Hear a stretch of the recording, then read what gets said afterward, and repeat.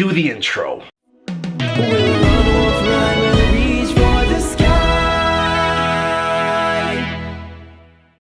Welcome to my spoiler-free review of Kingdom Hearts 3. A lot of people have been wondering what I thought about the game that we've been waiting 6 years for. I've been covering this series of games for almost as long as Kingdom Hearts 3 development, and for those of you who don't know, I've extensively played every game in the franchise, meaning I have a firm understanding of what's going on in the story. But I will be dedicating the story to its very own video. This review will be split into 2 parts. The first part, which is this part, will be non-spoilery, and the second part, which will be released at a later time, will have full spoilers about everything. It has been 6 years. And I will be in the corner of the video since this comes from my experience in streaming the game on Twitch. Which, by the way, you should totally follow me on Twitch if you haven't already. Now, what do I think about Kingdom Hearts 3 as a game? We're gonna start off with the stuff I really did enjoy. Kingdom Hearts 3 wastes absolutely no time getting into the action. With Olympus being the first world you visit and acting as the prologue of the game, it does a really good job in teaching you the basics of the game. You begin with a normal hack and slash that you're used to with previous Kingdom Hearts games, and the enemy amounts in the game start off really intimidating, but almost being triple the amount of enemies on screen, but you'll soon learn that you can handle them with little to no problems. Olympus also teaches you a lot of the new mechanics like Keyblade transformations, which I will get into later. I think this is a really strong opening to the game to show the grand scale of what Kingdom Hearts 3 is, and Olympus is easily one of the most beautiful, elaborate worlds in the game. And when you compare it to Kingdom Hearts 1's prologue of collecting items on an island for your trip, or spending several hours with Roxas in Kingdom Hearts 2, this one really wastes no time in getting into the good stuff. Another thing that I knew I was going to really enjoy about this game was the Disney worlds. I remember hearing that Kingdom Hearts 3 would have less Disney worlds than Kingdom Hearts 2 and being really bummed about it, but after having the game in hand, it's very easy to see why. The Disney worlds are easily the highlight of the game. They're so much bigger than any other Kingdom Hearts game and have so many little tiny Easter eggs littered around the world. It makes the game so much more fun to explore and find these secrets. Kingdom Hearts, aside from Kingdom Hearts 1, is usually known for having very flat level design in their games, but Kingdom Hearts 3 goes full force in trying to recreate these iconic Disney worlds the best they could. In some of the worlds, NPCs are scattered, and that's a new thing for the Kingdom Hearts series. I remember traveling worlds previously and being like, why is this world so empty? They actually added people into the world, and the world feels so much more alive because of it. Plus, the majority of the mini-games in Kingdom Hearts 3 are a lot more fun than I thought. My personal favorite is the Tangled minigame when you arrive in the town of the Kingdom of Corona. Definitely a new all-time favorite. Plus, scattered around these worlds are lucky emblems, basically these decals in the shape of King Mickey's head. There's so many in the game that finding them won't be an easy task without a guide. The reward for collecting them all is pretty neat too. It really rewards you for having a sharp eye in the world. But I think one of my favorite parts of the Disney worlds are the frame-by-frame recreations of some of the most iconic moments from these Disney films. Not only that, but some of the more iconic scenes in these Disney worlds are actually pre-rendered like the Kingdom Hearts 3 opening. I'm so used to just having the opening and the ending be CGI in these Kingdom Hearts games,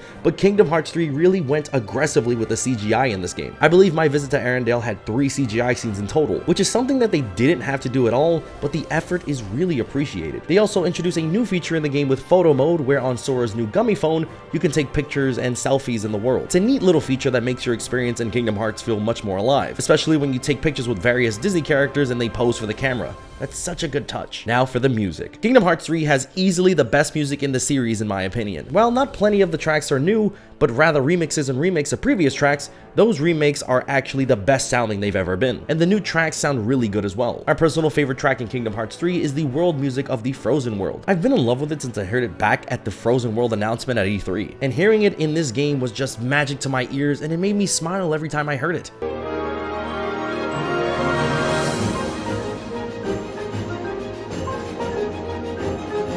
The majority of the new tracks are from the Disney worlds themselves. I've also been playing Kingdom Hearts 3 on a PS4 Pro, and the game runs at a pretty solid 60 frames per second. Although if the game has too much going on, like there's too many enemies on screen or too many particle effects, the frame rate can take a massive dip. I'm not sure what it's like on a regular PS4, Xbox One, or Xbox One X, so I can't really comment on the performance of those consoles. Though for the PS4 Pro, I didn't really have many complaints about how the game ran. I think they did a great job in optimizing the game with Unreal Engine 4. That's another thing too. Kingdom Hearts 3 is the most beautiful game in the series hands down. I remember way way back when in 2015 we were all skeptical on how the characters would look like and how they kind of look like clay and didn't really fit the mold of what the characters should look like. But the efforts of Square Enix really showed this time around. The characters look great, the environments of the world are beautiful to look at, and my personal favorite looking worlds being Olympus and the Caribbean. The game juggles so many different types of art styles while keeping the integrity of both Kingdom Hearts and the respective Disney worlds. But now the moment you've all been waiting for. What do I think of the Kingdom Hearts 3 combat? This has been a hot topic for the Kingdom Hearts series for a pretty long time, as many consider Kingdom Hearts 2 to be the best in terms of technicality and movement in the entire series. And as someone who has played Kingdom Hearts 3 multiple times, I'm still going to stand with Kingdom Hearts 2 being the king of the combat. That doesn't mean Kingdom Hearts 3 is bad, but rather different. Many people call Kingdom Hearts 3 floaty in terms of combat, and while I'm not going to go into the logistics of what that exactly means, it basically means the lag that Sora has when he completes an air combo, leaving him wide open in the air to be punished. While this is still in Kingdom Hearts 3, the game introduces plenty of new features that help you out of those situations. One of these new features being the ability to block in the air. This can protect you from being attacked on your way down. And Kingdom Hearts 3 also has a massively improved air slide. In previous Kingdom Hearts games, the air slide would leave you with so much end lag. In Kingdom Hearts 3, you almost start falling immediately after you use it. While I wish it was like this for a lot of all of Sora's moves, it's still nice to see it somewhere. Also, there's so many new things to Sora's arsenal. One of the big ones is the ability of Keyblade transformations. After a bit of normal combat, you can change your Keyblade into different forms to dish out some extra damage, do ranged attacks, or a little bit of everything. It feels really good to complete one of these finishers of a Keyblade transformation, although some of them are repeated in the game with different Keyblades. And considering Kingdom Hearts 3 doesn't have all too many Keyblades, it's a little bit weird for them to not try and make each Keyblade as unique as possible. But one really cool thing that I have enjoyed was the ability to switch Keyblades on the fly. You can have up to 3 Keyblades at once and even store one's Keyblade transformation to use at a later time so you don't waste the meter. I found myself constantly switching Keyblades as I was playing,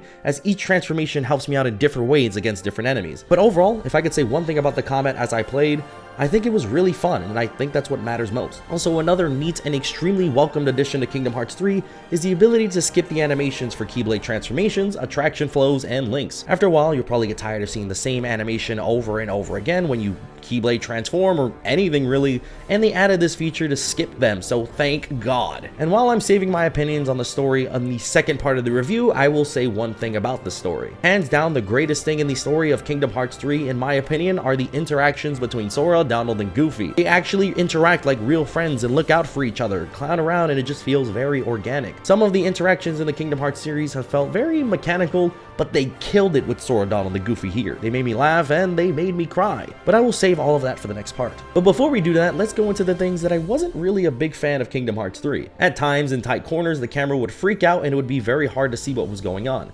especially in certain Keyblade transformation. The camera would get caught in a wall or spaz out to try and fix itself, although I think that's something that they can easily fix in a patch. Next up was the lack of difficulty in this game. The game begins you on Proud Mode as the hardest difficulty, and that's been pretty much the norm for recent Kingdom Hearts titles, but even Proud Mode was super easy for me. Now, I'm not saying I'm some Kingdom Hearts 3 pro or I'm really good at the games. I felt like I was playing at a normal pace and went through the game with little to no problems at all. It took me about 9 hours in my first playthrough to finally die for the first time. And Kingdom Hearts games, especially the later ones, aren't exactly super hard, but Kingdom Hearts 3 definitely felt like the easiest in the series yet. Although, as I was approaching endgame, I did find myself struggling a little bit more, but still not by much. Even Kingdom Hearts 2 had those bosses that were pretty tough on your first time playthrough, like Zaldin or Demyx. Kingdom Hearts 3 didn't really have that until endgame. But I was like, fine, that's okay, because the game was still really fun. And I'll unlock critical mode after I beat the game to make the game harder. But turns out there's no critical mode in Kingdom Hearts 3, not to unlock or anything. It's completely absent from the disc, which I thought was really weird because even Kingdom Hearts 0.2, a 2 to 3 hour demo of Kingdom Hearts 3, had a critical mode. It's completely absent from Kingdom Hearts 3, which leads me to believe that it will come at a later time as they produce the Kingdom Hearts 3 Final Mix DLC, considering Kingdom Hearts 2 didn't have a critical mode until Final Mix came out. But still, I'm not really a fan of them hiding a harder difficulty behind a paywall, but that's still completely hypothetical.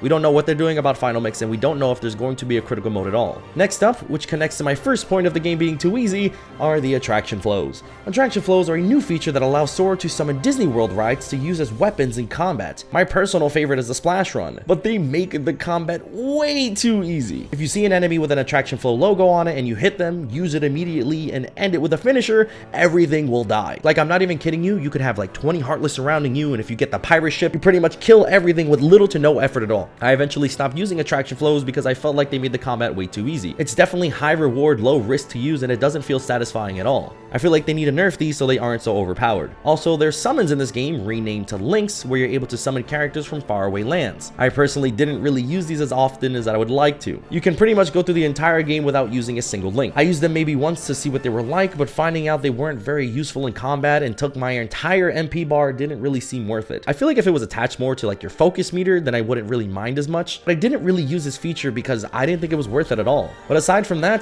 this is my first part of my Kingdom Hearts 3 review. If I were to give Kingdom Hearts 3 a numbered score, I'd give it an 8 out of 10. The Disney worlds were amazing and is a big reason why I'll come back to play this game over and over again. But now we wait for the second part of my review, the spoiler review, where I will be diving into each Disney world individually as an experience and give my opinions of the plot and other minor things that I would like to bring up as a Kingdom Hearts fan. But let me know what you guys think about Kingdom Hearts 3 in the comment section below. Thank you guys so much for watching. Please be sure to comment, like, subscribe, and stay awesome.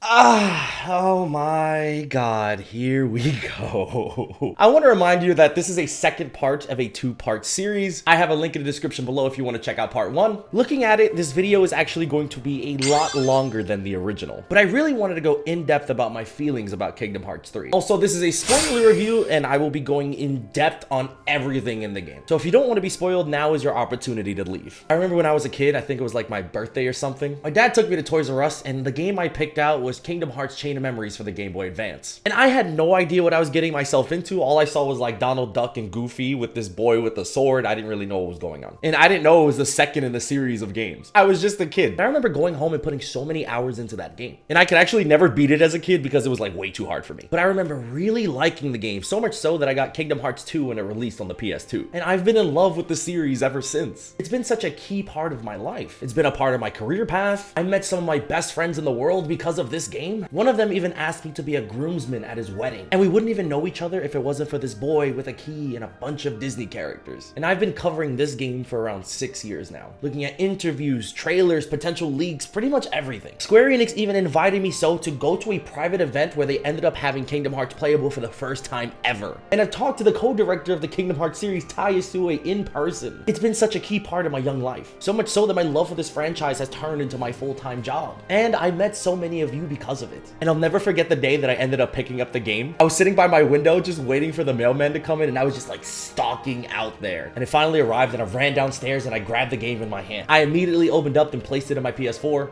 and I'll never forget the feeling I felt when I saw the opening scene with the orchestrated version of Don't Think Twice. It played scenes from previous Kingdom Hearts games, and it just swept me up. It really showed me that this was the end of our journey of waiting for this game for so long. And I cried. Then I went and sat at the title screen listening to Kingdom Hearts 3's version of Dearly Beloved. I was there for maybe 5 minutes just listening to the music, and I don't think I've ever been swept up in so much emotion. And I don't think a video game will ever make me feel this way again. It was incredible. Then I began my journey of the conclusion of the Xehanort saga. And today I sit here to give you my full impressions of what I played. And I want to make it very clear. You don't have to agree with me, you know, a lot of people don't, but this is how I feel about the game. You can enjoy the game or dislike it as much as you want. What I say in this video shouldn't change how you feel, or you shouldn't feel like I'm trying to change how you feel. This is just my own personal experience. And it's a weird feeling that I have today. The best way I can describe my experience is that Kingdom Hearts 3 is the best disappointment I've ever played.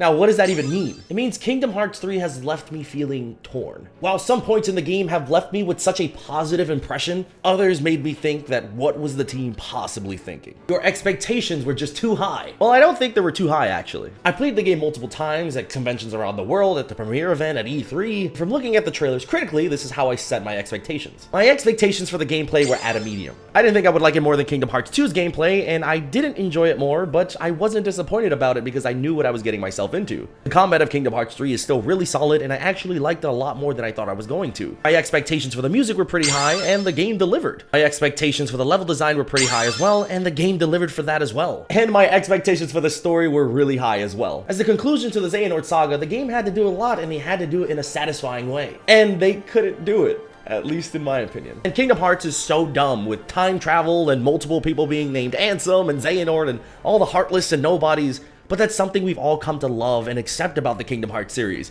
It's silly and cringy and extra, but we loved it no matter what. In my last review, I gave this game an 8, but I never felt more spit in the face than I have with this game. Like I said, it's okay for you to have enjoyed the game, but in this video, I'm going to go through a lot of what I didn't enjoy as much. So if you're not okay with hearing other people's thoughts, you definitely might want to go. There are some points I would like to bring up before I begin. These are things that I would like to include that were missing but don't overall affect my thoughts of the game. No Oathkeeper or Oblivion. These Keyblades were pretty much a staple to the Kingdom Hearts series, and it feels weird to not have them be playable. It would have been really cool to see these Keyblade transformations. No Final Fantasy characters. Kingdom Hearts has been known since the very beginning to be this weird mix between Disney and Final Fantasy. That's where a lot of the appeal for Kingdom Hearts came from. But Kingdom Hearts has grown up to not really need Final Fantasy anymore, and it's established its own identity. And while I understand that, it still feels really weird to not have any Final Fantasy characters outside of Moogle. Not even Sephiroth, which has been a staple in the Kingdom Hearts series, not having him as a secret boss has been honestly a bit heartbreaking. There's not even any new Final Fantasy characters like Noctis or Lightning, and they weren't even really mentioned at all outside of the narrator from Olympus World and this one small child in Twilight Town that mentioned Cypher. While they were just kind of cameos, they were essential to the identity of the Kingdom Hearts series, but I guess Nomura thought differently. I don't mind too much, it just feels a little bit weird without them.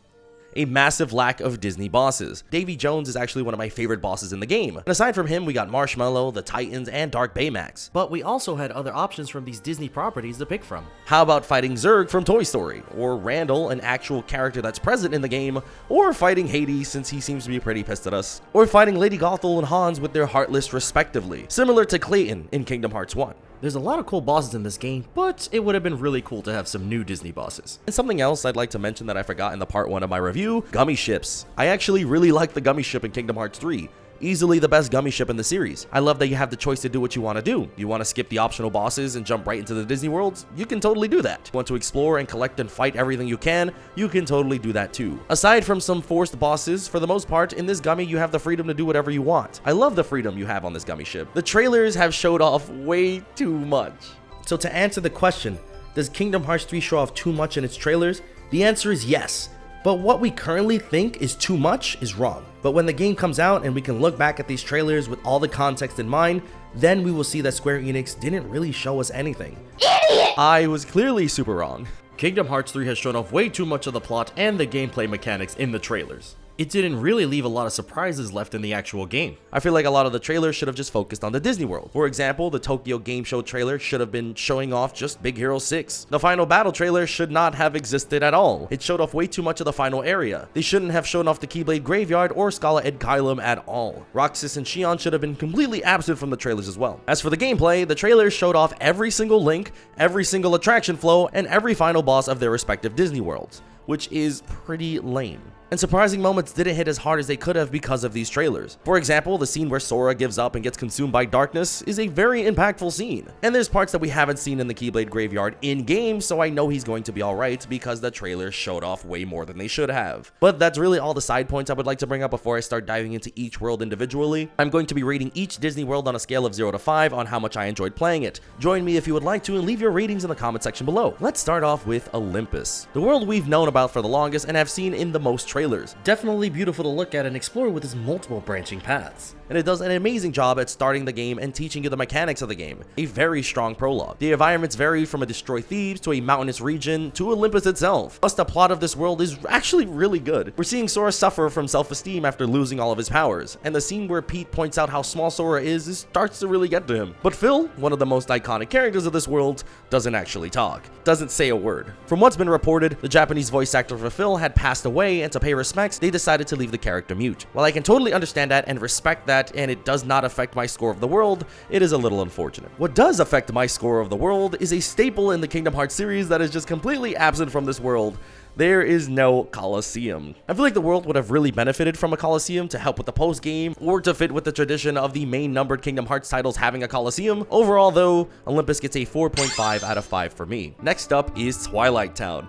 Yo, what happened here? Well, I do like the inclusions of the bistro and the NPCs. This world has been stripped so much in this game. How is it that this world is smaller than it is in Kingdom Hearts 2, and in Kingdom Hearts 3 it doesn't even allow you to go to Radiant Garden? I figured they would add a lot more into this world considering it acts as a hub world for this game. You can't go to the clock tower, you can't go to the sandlot, you can't enter the mansion, you can't go to the usual spot. All these things you could do in Kingdom Hearts 2. What I really wanted to do is run up the clock tower and take a picture. Is that too much to ask? Doesn't really feel like a main hub world, but rather a bus stop. Twilight Town gets a 1 out of 5 for me.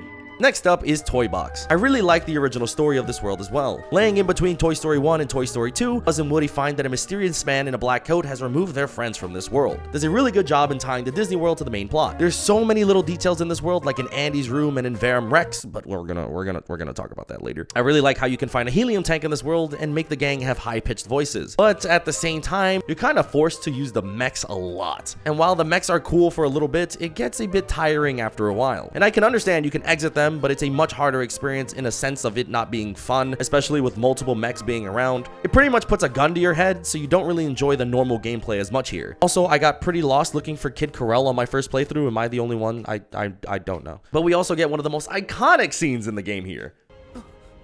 Whatever you're talking about, I don't care.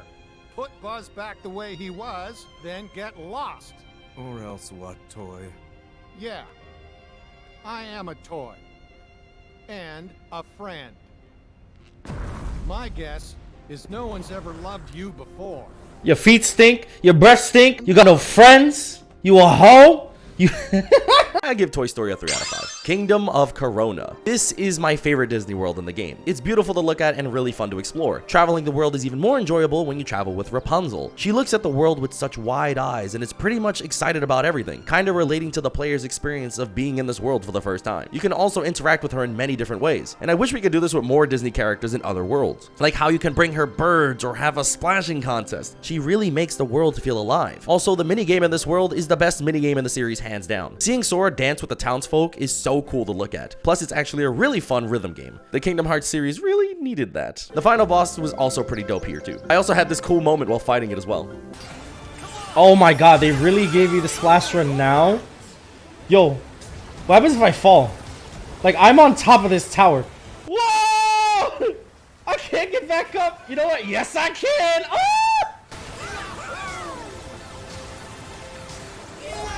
I went all the way back up.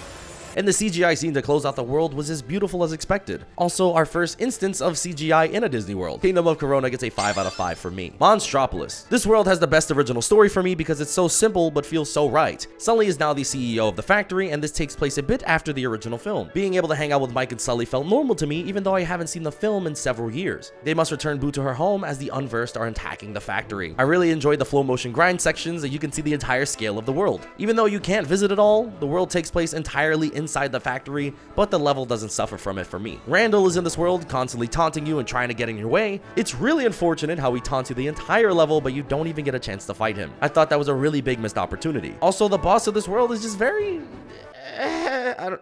He definitely felt like a bullet sponge, so fighting him wasn't exactly satisfying to me. And Boo is really cute as usual. I will protect her with my life. And Monsters Inc. is another world where Disney characters completely body a member of the organization, and this one being my complete favorite.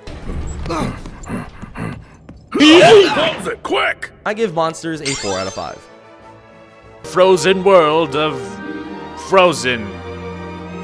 This was personally my most anticipated world. I was really excited to travel to this world because this is personally one of my favorite Disney films. One thing I will say is that it reminded me a lot of Kingdom Hearts 2's level design. A lot of the areas you explore are very flat and you focus on primarily fighting Heartless, but the terrain does get really repetitive as you play. But this also has one of my favorite world musics in the game. The story kind of suffers here as though it's very much climb the mountain, fall, climb the mountain again. Also, the Sora is very much just stapled to the story of the film without really contributing much to the overall story. I think the perfect example is a scene where Elsa is singing Let It Go and Sora, Donald, and Goofy are pretty much just there. I don't know why they did this either, but Frozen easily has the most pre-rendered scenes in the game, and I'm not complaining about them. The more pre-rendered, the better. Each one was beautiful, especially the final one where Elsa melts all the snow. Also, Do You Want to Build a Snowman is in this game, and it's my favorite from the film, but Anna is just talking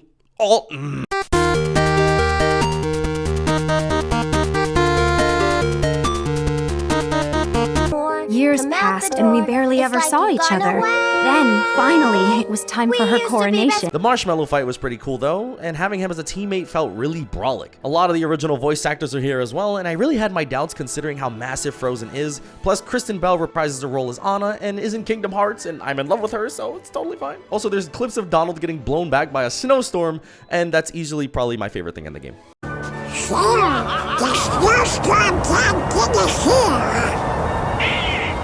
I really like the final boss here too. Also, Frozen has the best line in the history of gaming. Yo, why is that so amazing to me?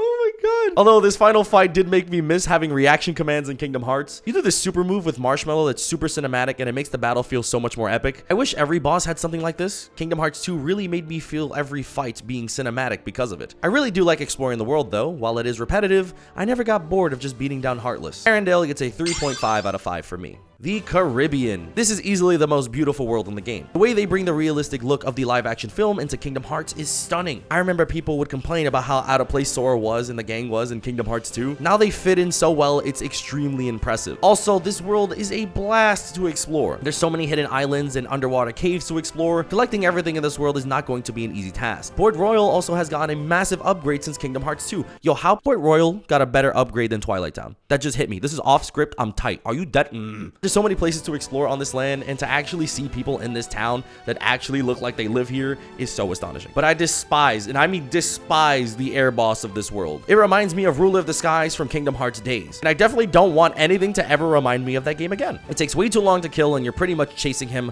all around the air. It gets super old very fast and is easily the worst boss in the game. I also really hate the pirate Heartless in the red coats. It's like they were pulled directly from Kingdom Hearts 3D. They take absolutely no stagger unless you're using an attraction flow. I do not enjoy fighting them at all. Although the naval combat is pretty cool. It's simple to learn, and with the added outlandishness of Kingdom Hearts things making it even more fun. Like being able to make your ship fly or shoot an air blast. I had this really cool moment during the ship race. A bit much, eh? Ah! No!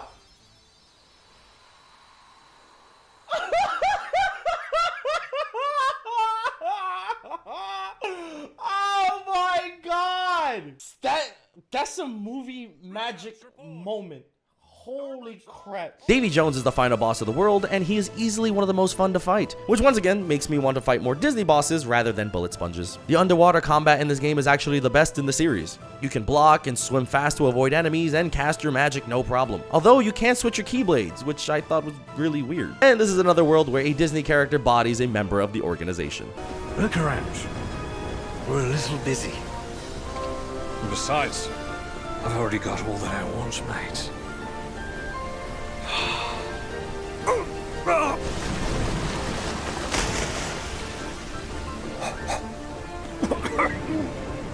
Yep, still works.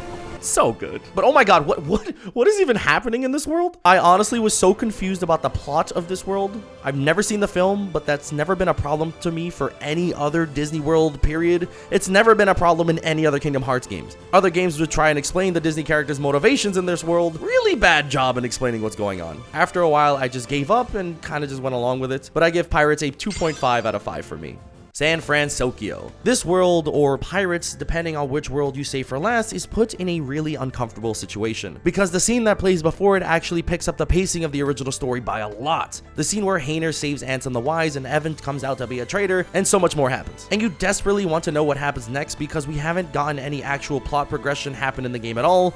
But like I said, I'll get into that later. So in my case, the final world was Big Hero 6, and after being starved from a substantial plot, I didn't really get to enjoy the world as much as I thought because it was the last Disney World and the plot was coming and I wanted to get to that plot. But let's talk about the world itself. This world is really big, tons of hidden emblems and treasure chests around the world. The final boss against Dark Baymax was a really nice change of pace and I enjoyed that fight a lot.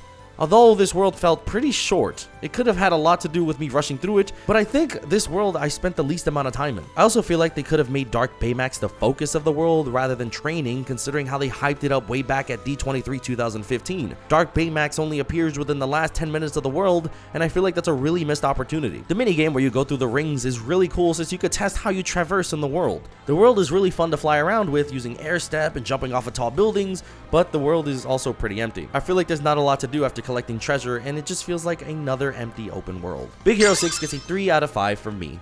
100 Acre Wood. This world is pretty much better than it is in Kingdom Hearts 1, but worse than it is in Kingdom Hearts 2. You pretty much do the same 3 minigames with a minor change. It's a completely optional world, and I didn't complete it in my first playthrough. It's easily the shortest world in the game, but it feels very much like an afterthought. Kingdom Hearts 2 had so much more variety when it came to the minigames. The minigames were pretty fun though. It reminds me of some old school NES puzzle games, but this didn't happen, so this world is obviously super disappointing. Eeyore! Oh, hello there, Eeyore.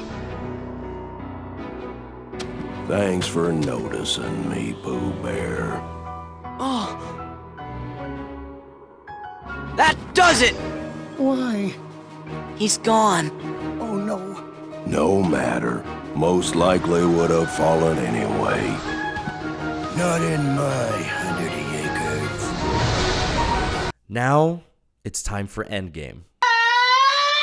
This was everything I ever dreamed of. The nights where I would spend imagining what Kingdom Hearts 3 would be like happened right here. It's almost like every single fanfiction came to life and I loved it. From the end of the final Disney World to the beginning of Scala is the greatest video game I've played in my life. It's a non-stop roller coaster to the very end of the game. Saving Aqua was fire. Beginning the fight with Riku and then having Sora come in and save the day was amazing. And they personified their homosexuality, I mean their friendship, into a weapon that they use as the reality shift from Kingdom Hearts 3D. And we also finally got to see that scene that we've been teased with since Kingdom Hearts 0.2 of Sora grabbing Aqua's hand. And we get one of the most beautiful moments in the series history. You're in the realm of light.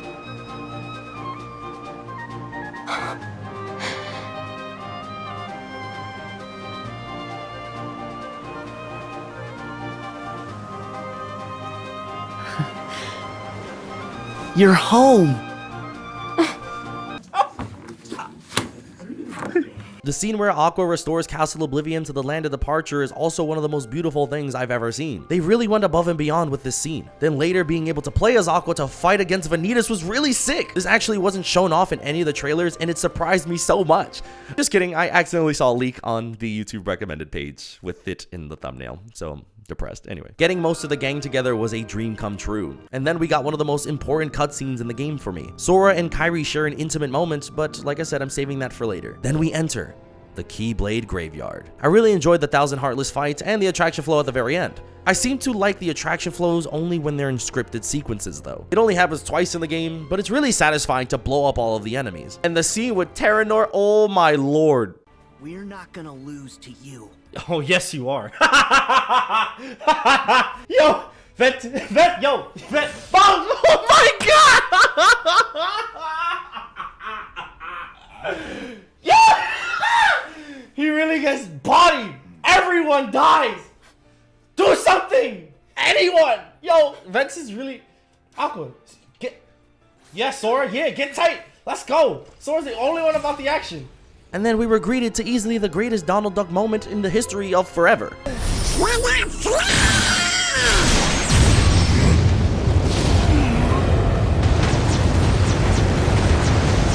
Jesus Christ. To kind of play the implications of what this scene means, I'm going to read a Reddit post from Lord Haywood, and this is really funny. So the really crazy thing is that in Final Fantasy, there are certain tiers and namings of schemes to flare spells, and that's what makes me love this scene all the more. They're usually like, Flare is an endgame spell for your Black Mage party members, Mega Flare is a Bahamut signature attack, the Lord of the Dragons and often seen of, if not some of the strongest summons in the game, though other higher level bosses can also use it as well. Terra Flare is like Mega Flare on steroids and is exclusive to Bahamut. It's barely ever seen in the series to begin with, and it does colossal damage whenever it doesn't just kill you immediately. This is the move Bahamut used at the end of Final Fantasy XIV before it was shut down and rebooted as a Realm Reborn. Bahamut literally killed a video game with this attack. Donald used Zeta Flare. Jesus Christ, Donald. Basically, canonically, Donald is the strongest Square Enix character. Like there's no debate. Like that's just confirmed now. But then after that, things just get a little off for me. A giant swarm of shadows come together to create this giant tornado thing, and pretty much half of the team is down. And Aqua, right before the fight, just gives up. I thought that was really strange because that's really out of character for Aqua. Aqua would be swinging her Keyblade until she drew her last breath, but here she just accepts that she lost? Gamora, man, what was that? I mean, I'd understand if it was something related to PTSD after being trapped in the realm of darkness, but that's never written into the story explicitly, so I'm not accepting that as a reason of why she just gave up. I thought that was a super lame choice. Also, Sora just kind of gives up too when all of his friends are taken by the darkness. See, I would accept this if it wasn't just for one big thing. Riku is still here and he's still fighting. You remember Riku, you know, your best friend, the person that you fought tooth and nail for, the person that you cried for when you reunited with in Kingdom Hearts 2, your best friend right next to Kairi. Sora just watches Riku get taken by the darkness and accepts his fate. The Sora I know would be up there fighting the Heartless with Riku. Very weird character choices in these moments, but then we enter the final world.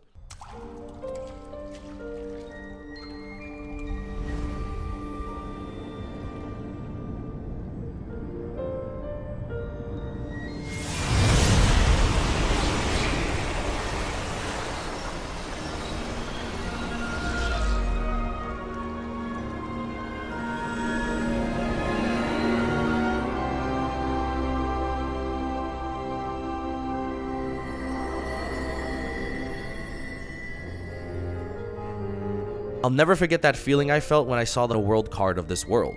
Literal goosebumps. You're basically dead in this world, so you talk to Chirithy about returning back to the real world. You go around collecting several versions of yourself, but there's one really bad, really like this is so bad. Why did they do this? In this world, there's a bunch of stars laid out around the world that you can talk to, and you can actually miss two very important stars that give you cutscenes if you're not careful. One of them is a conversation with Naminé. Another is with a nameless star. This one I actually think is Strelitzia, but that goes into theory territory, and we'll get to that later. The point is, you can miss these, and they both provide some massive exposition to the story. The area is also really uncomfortable and eerie though. This massive emptiness you explore to collect yourself.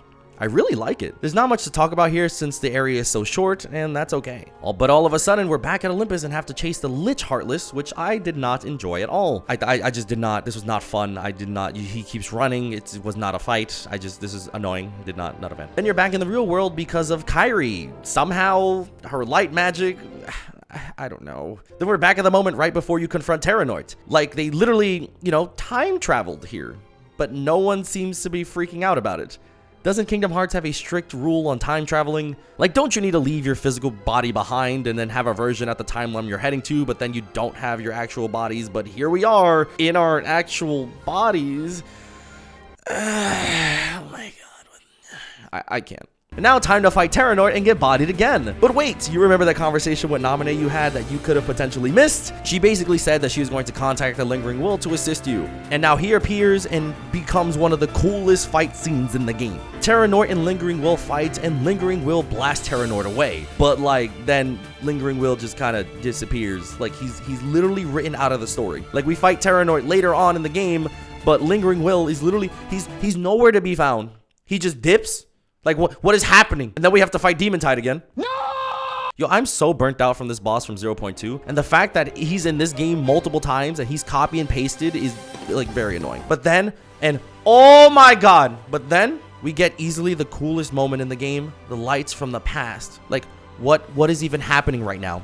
Do I care? Absolutely not! This is so cool! The music is enchanting, and how they introduced the winners of that Union Cross contest into Kingdom Hearts 3 is way better than anything I could have ever imagined. Sora teaming up with the Netherlands in the past, this is easily one of my favorite moments from the game. And the gift just keeps on giving. Master Yensid falls from the sky and bodies everybody. He finally gets his lazy butt off that chair, and I'm super happy to see him put in some work. Then, we enter the final battle area. The walk between the Heroes of Light and the 13 Darknesses is so intense and scary. Literally everything I ever dreamed of is happening right before my eyes.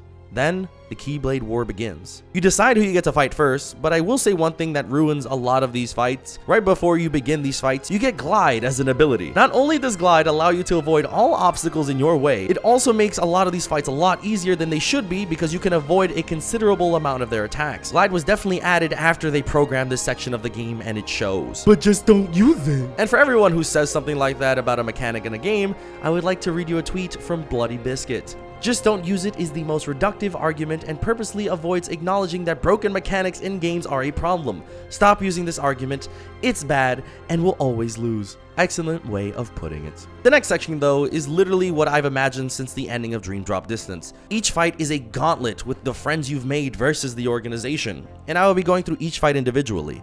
Let's start off with the Riku fight. Like I said, the fight is made a lot easier because you can just pretty much glide through all of the attacks. It's still a really fun fight, and I really like how Xigbar still has a lot of his battle quotes from Kingdom Hearts 2. The end scene from when like schizophrenic Riku ripped out replica Riku out of the vessel is a top level Kingdom Hearts traumatizing moment. Also, I understand schizophrenic Riku doesn't want to exist because the original Riku already exists, and that's super sad and depressing the more I think about it. He could have just taken the vessel. It's not like there was a limited supply. Evan is making more for others as we speak. Also, the vessel is just left behind on the battleground, and that's super creepy to look at. And there's Xigbar's death. You can't really see me, I'm throwing up air quotes right now. Another really dark scene because it implies that Xigbar kills himself with that fall. But we'll talk about that later. Next up is the fight with Mickey. Another super cool fight, but Glide makes it way too easy because I can dodge Marluxia and Larxene's attacks no problem by staying up in the air. Eliminating these members of the organization is actually really sad too. But at the same time, when we're up to this point, we don't really have motives for them rejoining the organization. Larxene even mentions that she didn't want to be Xehanort's heart tank, and she fades away with a secret. I'll let it slide because it's probably something that has to do with Union Cross. And Luxord, and if you say Luxord, you be sucking some Luxord, spouts out one of my favorite lines. Play again someday. When we're just guys. So I just adore that line. That's so good. Plus, Sora gets a card, probably something that's going to be used for the future of the series. Next up is the battle with Kairi. 59 seconds. Kairi was useful for 59 seconds. Thank you. And then Kairi gets kidnapped. Oh, we... We'll talk later. I'm coming for you. Xion then protects Axel, and everyone seems to remember her for some reason. Also, we don't actually see her heart leave Sora at all. I mean, we get to see Roxas's heart leave. Why don't we see Xion's heart? I wish that was explained a little bit more. The true fight is when Roxas steps in and you fight with him and Xion. Turns out you don't actually have to do anything in this fight. I sat on the sidelines the entire time and let Roxas and Xion do all of the work. Ah! That's so good, I'm sorry.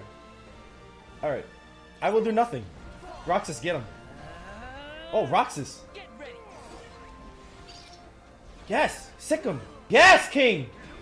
Yeah! Oh, he's coming for me. Ah! Why is Roxas the only one putting in mad work right now? Son, get him. Xion! Why are you just standing here? Bro, go! Yo, go! I'm just... Stop trying to hit me. I'm trying to take selfies, man. Let me have my... Ah! Okay. Take care of my friends. Look at that. Hey.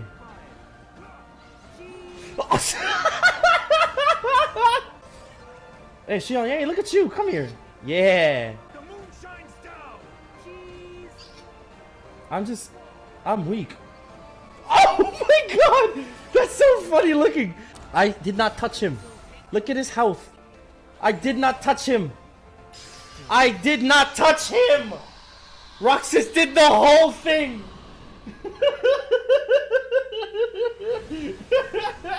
And this is one of the most emotionally charged scenes in the game for me. Easily one of the few moments I cried during my playthrough. Seeing them all together was so nice, but I'll get into that moment later. Next up, the Birth by Sleep fight. Another really fun fight, not nearly as broken as the Roxas fight. The Vanitas death scene might actually be one of my favorites. I'm totally fine with Vanitas not having a moment of redemption. I feel like that would have completely gone against his character for being complete darkness. He's literally the embodiment of evil. He should not be redeemable at all. But the scenes with Terra returning is so damn cool, and with Terra being the guardian this entire time, and then we have another reunion that I totally cried for. Enter the final battle of the Keyblade Graveyard. My favorite boss in the entire game. Fighting Xemnas, Ansem, and young Xehanort at the same time with Riku and Mickey really set the stage. And the music here, oh my lord.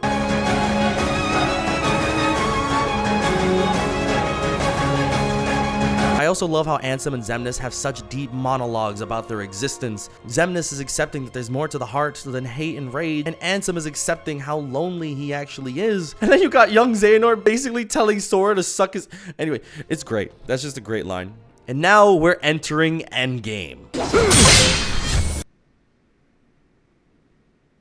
We'll talk about it later. Right before we enter the final world, I actually have no idea what's happening here. They mentioned that young Xehanort is basically a portal to the past with Xehanort. So when we go to Scala, are we time traveling? Is it a fake Scala inside of Master Xehanort? Is Kingdom Hearts 3 breaking the time travel rules again? Can someone please explain to me what's happening here? I literally have no idea. Anyways, we enter the beautiful world that is Scala Ed Gylum, and the world that we ended up first seeing when the game begins. And this world looks amazing. I cannot wait to explore it to the fullest and learn more about this world's background. Oh, don't cry, are you? We're gonna talk about this later. This is basically just the arena for the final battle. The first phase is flying around Scala against the 13 Darknesses at once. This is the only chance you really have to explore this area, and once you defeat them, you go to fight Goat Xehanort. I really like how he warps the entire world and everything basically starts to freak out. A pretty solid final battleground. After defeating this phase, you get the underwater phase, which I thought had the same quality as the previous stage, and I also really like how the background you could see what seems to be Daybreak Town. This is how you tell stories without being explicit. I love it. Then you get the third phase, where you fly around and pretty much do the same thing you did as the first phase. And then you get the final phase, which is my favorite. While I really do like this final battle, I still think it's one of my least favorites when compared to the other numbered titles, because it didn't feel as grand when compared to the others. And there's really no final door moments. You know, in the other Kingdom Hearts games, right before you enter the final room where the final boss is, there's this door who asks you if you're prepared to face the final showdown. While this doesn't make or break anything, it really sets the tone to the player that, oh crap, it's about to go down. And then you win, and that's the end. Now, this is where everything starts to get really sour fast. I'm going to be breaking down a lot of my points with the game, and I think they're important to mention because a lot of these have to do with my gripes of the game.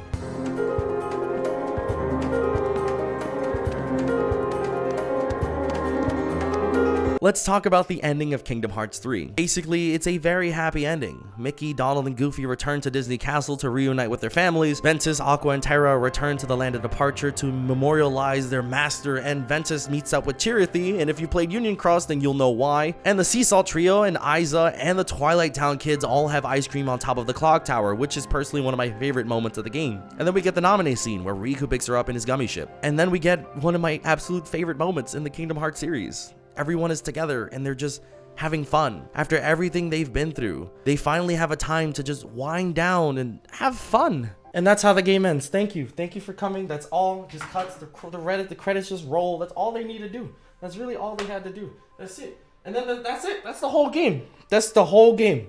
They did it. The credits roll, and then we got the epilogue, and it's fire. It's amazing. It's one of the most beautiful things I've ever seen. Like, yes, Kingdom Hearts 3 had such a solid ending. They did it. I'm so happy about that. Amazing. Yes. Ha ha. Ha ha ha.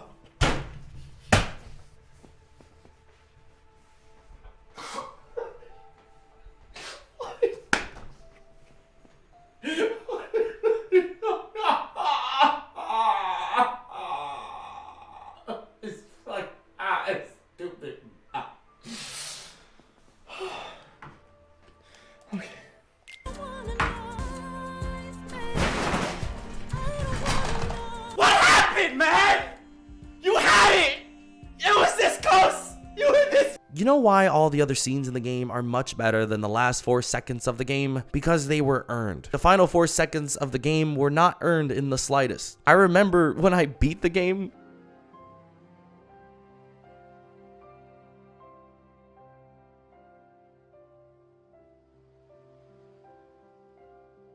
I didn't touch the game for several days because of how wronged I felt. The way they go about explaining what happened to Sora is that Sora abused the power of waking to save Kairi from destruction. Okay, what does that even mean? That's not a good enough reason because the power of waking isn't explained well enough in the context of the story. Master Yensid is literally exposition the character. You would think that at some point during the game, or even 0.2 or Dream Drop Distance, that he would mention that abusing the power of waking could lead to something. The power of waking has existed since Dream Drop Distance and never once from any anyone outside of Xehanort and Mickey within the final couple hours of the game, explain it. If it was sprinkled throughout the game like, oh, I don't know, when Sora's spending his entire time traveling these Disney worlds to learn the power of waking that would eventually lead to his downfall, or maybe in Dream Drop Distance, where the power is introduced, then maybe this scene would be earned. Here's all the scenes with the threats of the power of waking mentioned.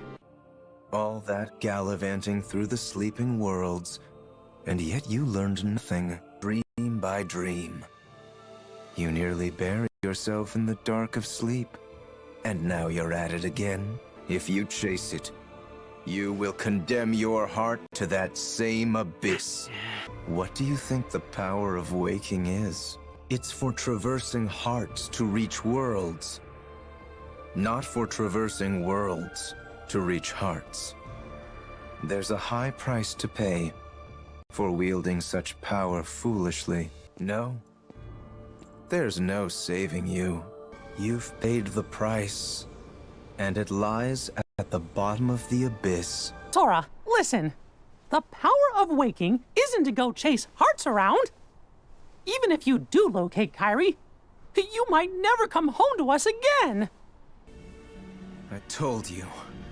There's a high price to pay for all of this. And what price would that be? This one isn't even explicit. He could literally be meaning because he has to fight his final battle, not with the power of waking. These are the only instances in the entire series where it's mentioned to be a threat. Then Sora just disappears without a trace because of what's mentioned in these scenes. That doesn't feel earned to me. Making your main protagonist disappear right before the credits roll feels like a real spit in the face. As if Nomura just did this for shock value rather than having anything emotionally charged in that moment. It's not earned. A way it could have been earned was to see Sora struggling to save his friends one after another when they all lost their hearts, potentially getting tired or weaker every time he used the power of waking, to show the effects that the ability has on him. But it only happens when he goes to save Kairi and it happens off screen. It doesn't feel sad. I didn't feel sad that the main character disappeared. I felt cheated because they tried to pull a fast one on us. And there's so many scenes in the game where they earn their emotional payoff. Like when Terra, Aqua, and Ventus are finally reunited. It's earned because we get scenes like these.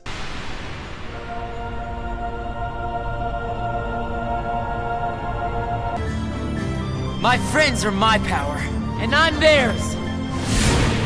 Terra and I will be back to wake you up before you know it. And one day, I'll return to Terra and Ven. I am Master Aqua, and that's a promise. You found me, just like you promised.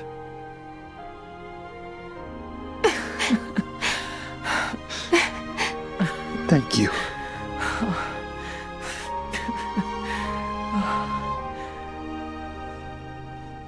Or the scene with fruit was earned because we got moments like these. Sora!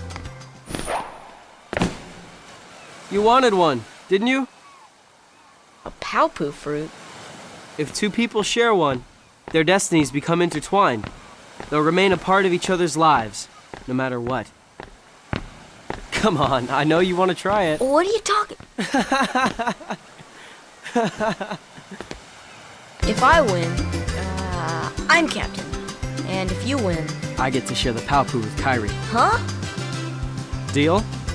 The winner gets to share a Palpu with Kairi. Wait a minute. Oh. Tomorrow's fight will be our toughest yet. I want to be a part of your life no matter what. That's all.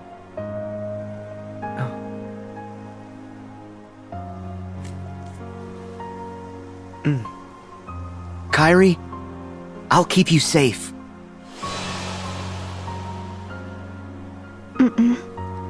Let me keep you safe.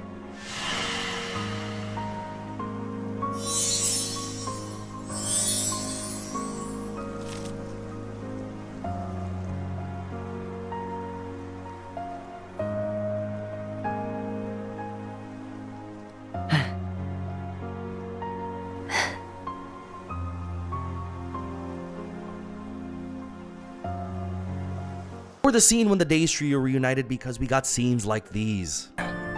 You'll always be my best friend. Please don't hold back, Axel. Promise.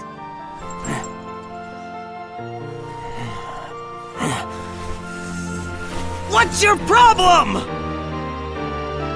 You both think you can do whatever you want. Well, I'm sick of it.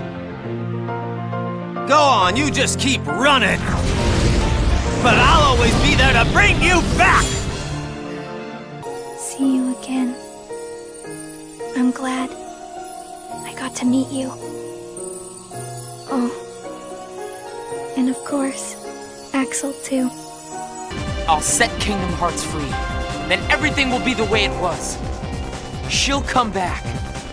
And the three of us can be together again. You mean Shio? It's a struggle just to remember the name now.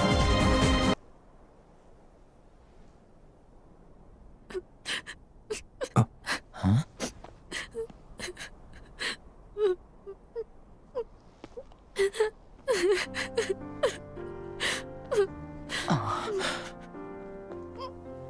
Guess I should have brought some ice cream.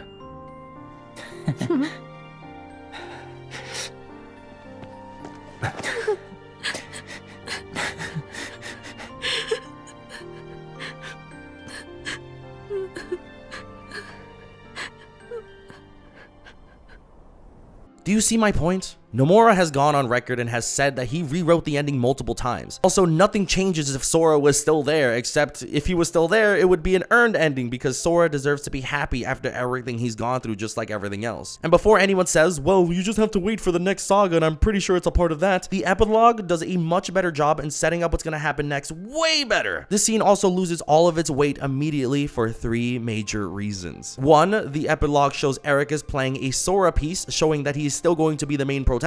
Two, the secret movie shows Sora in what seems to be Shibuya. And three, in an interview from years ago, Nomura confirmed that Sora will continue to be the main character beyond Kingdom Hearts 3. There is no emotional payoff or lingering at all in this moment. It's a cheap tactic to try and evoke sad emotion, but the only thing I was extremely disappointed. The ending just simply isn't earned for what the stakes were, and it's extremely disappointing because Nomura tied everything else with a beautiful bow with amazing reasoning. Very disappointing to me.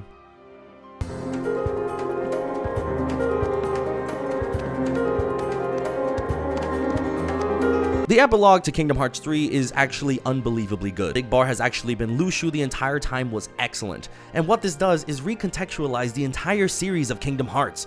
Go back and play any scene that has Xigbar in it and it changes everything now that we know the truth. I guess that must be why the Keyblade chose you. But man, did it pick a dud this time. You don't look like you're half the hero the others were. And it makes me super excited for the future of the Kingdom Hearts series. The Foreteller Saga is what people have been calling it, the 7 black pieces, and that Sora is the piece to face them all. It also sets up the story for the future in the least confusing way possible, and I couldn't be happier. Although, the black box, come on son. I'm convinced no matter what's in that black box, it's not going to have a satisfying answer. It's going to be the same situation that happened with Kingdom Hearts back cover, where it was like, who's the traitor? And then it was just not satisfying at all. Now for that secret ending. What? I know they're supposed to be weird and confusing because that's how all the secret endings are, but this is just a whole nother level. Verum Rex in the context of Kingdom Hearts is already in Toy Story as a video game, and it seems Nomura has some very strong feelings about being removed from Final Fantasy Versus 13. Like, Verum Rex is obviously supposed to be Versus 13. The song that plays is literally identical to the theme of Final Fantasy 15, and it looks like Shibuya is finally in Kingdom Hearts. It would be so cool if this is the one from The World Ends With You. After Sora disappears, he ends up at the Reaper's game, and I'm totally about that. I'm totally about that. Although I will say, Deep Dive and The Fate of the Unknown are much better secret endings. And that leads to the future of the Kingdom Hearts series. There's so many little things littered out around this game, such as Aiza and Lee being friends with this girl, and I can't wait to learn more about that girl. I imagine she's from the Union Cross time, so you better start playing.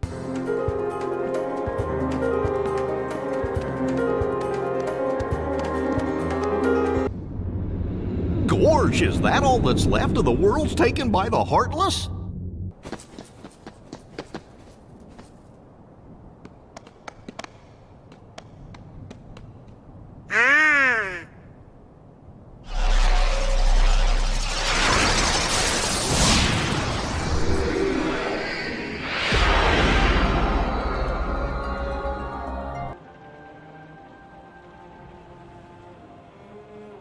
It's beautiful. Admire it another time. Right. We need to find Master Xehanort. Yeah. What happened here? This was so heartbreaking. Scala is not explorable at all. I remember I beat Kingdom Hearts 3 within 3 days, and on the second day I went to bed as I arrived at Scala Ed Kylum. I remember laying in bed and thinking to myself, like, tomorrow I'm going to go through the final world of the game. It's going to be massive. It has to be bigger than any of the other final worlds from previous games. And the way the world looks so pretty, I cannot wait to explore all of its secrets. Maybe we could even get some cutscenes of Ericus and Xehanort as kids, and we can see their relationship and how it changed. This is just the arena for the final showdown. Every other mainline Kingdom Hearts game had some final world to explore that really set the tone for the final battle. Kingdom Hearts 1 had the end of the world, basically a barren wasteland where you can see what's left of the worlds taken by the Heartless. It's weird and creepy and has multiple boss fights before you even enter the final boss. And Kingdom Hearts 2 had the world that never was, the main lair of the organization, and the main antagonist of the game. As you make your way deeper into the castle, reunite with your friends, and eliminate each member of the organization member one by one in such an epic fashion. Scala is just the final battle. Nothing to explore, no secrets to find. It's really sad too because this world had the most potential to be something unbelievable. But no, just another massive disappointment.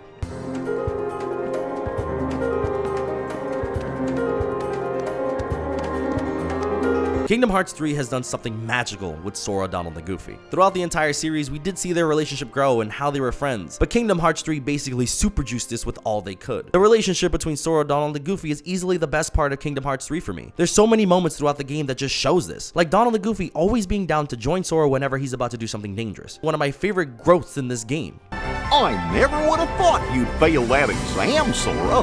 Hey! Face it, you're just a half pint. But the three of us together make a whole pint. Pint and a half. Forget it. I'm going. Yeah, you can't make a whole pint without us. You're a whole pint by yourself, Sora. 3 half pints together again. Donald and Goofy are there till the very end, and that is loyalty. Here are some of my favorite moments. Why do I have to do it? Hey, tough luck. You drew the short straw. It's okay. I'm sitting out of the photo with you, Donald. Can you take the photograph? It's cold! Hey, Donald, give me a coat! Tomato doesn't work that way. Guess he's too used to the beach. Huh? Oh! Whoa! What? Donald! Goofy! They literally pull Sora out of death in the final battle and help him defeat Xehanort. This is easily my favorite story thread in the game.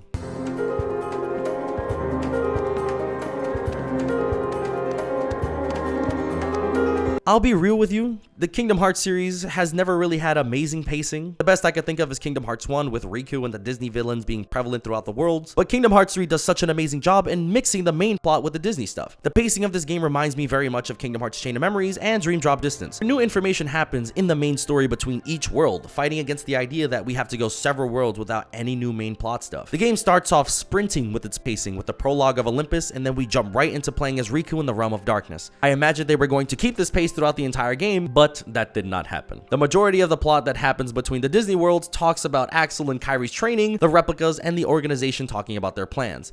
See, that's my problem. My main issue with the pacing in Kingdom Hearts 3 is that there's so much more tell rather than show. A lot of the game during the main plot is usually spouting out exposition instead of actually doing something. When they finally start to actually do something, it's right before the final Disney World, and whatever Disney World that was suffers from it because you're trying to get to the good stuff as fast as possible. The Evan scene is really good because the Twilight Town kids rescue Ansem the Wise, and Evan is revealed to be a traitor. There's a lot of cool moments that happen here. But it happens at a moment where you're so close to the end of the game, you go through this final world flying because you know they saved all the major plot fun stuff at the very end. The example of what I mean here. In the game, we see Kairi and Axel talking about their training. How about instead of talking about their training, we actually see them training? Maybe Axel or Kairi are struggling with Merlin's training and they help each other out. Or even better, Make one of the characters playable, like you did with the Riku section. This I felt would have made the pacing a lot better because it would have felt more a part of the story. We would see more of what's happening off screen. Also, I feel the pacing could have been greatly improved if they saved Aqua and Ventus throughout the game rather than all at the very end. It's a very cool moment that could have just happened a bit sooner. And it could have combated the idea that all the interactions at the end are very rushed. There's also no middle section of the game. A moment like in Kingdom Hearts 1 where you return to Traverse Town and find Riku for the very first time since your island was destroyed. Or a moment like Kingdom Hearts 2 with the Battle of Hollow Bastion. There's no moment in this game to help out with the pacing in the middle of the game. It's really mind-boggling too because the game actually sets up a middle moment in the beginning of the game. When Pence is trying to figure out how to enter the data Twilight Town, I remember thinking that this was someplace that we were going to eventually visit when Pence figures it out, but that wasn't the case. That could have been a really good middle moment for the game. Twilight Town would have actually had more plot significance in the game, and they could have modeled the data Twilight Town how it was in Kingdom Hearts 2. And it could have been made really weird because it's not exactly real and they could have went wild with it. And we could have gotten more to help explain how Roxas returns in the game. I just feel like that's a missed opportunity to help with the pacing. I do want to make a video where I talk about potential rewrites I'd do for the game, but that's for another time. But that's just a hypothetical situation. Let's talk about something that actually happened in the game.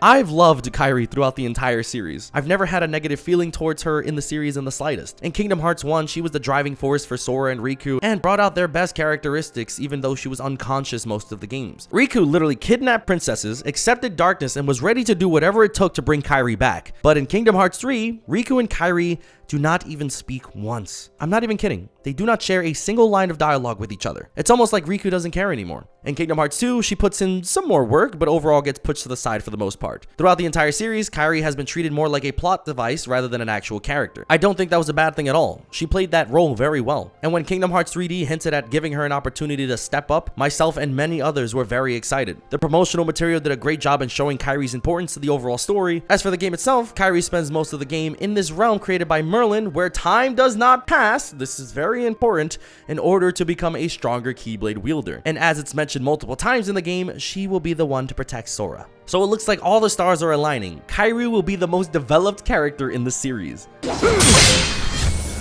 She's given so many chances to do something. Xemnas grabs her and she just stands there and does nothing. She doesn't try to kick or scream or elbow him or summon her Keyblade in her other hand. She does absolutely nothing. And I'm not asking for her to body Xemnas. I'm asking for her to try. Remember in Kingdom Hearts 2 when Belle elbowed Xaldin during your second visit? That was such a cool moment, and Belle doesn't even wield a Keyblade. It's the principle of I'm not letting this person take advantage of me no matter how weak I am.